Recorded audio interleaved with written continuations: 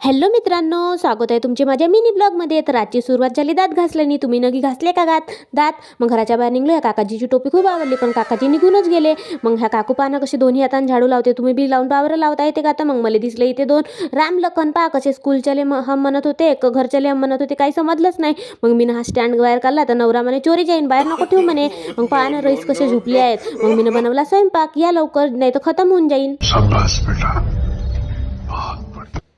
मग मला दिसले इथं हे दोन पिल्ले आहेत. हे पिल्लेले म्हणलं मला बसवणं म्हणलं सायकलवर. तर हा म्हणे माझी सायकल पंक्चर होईल.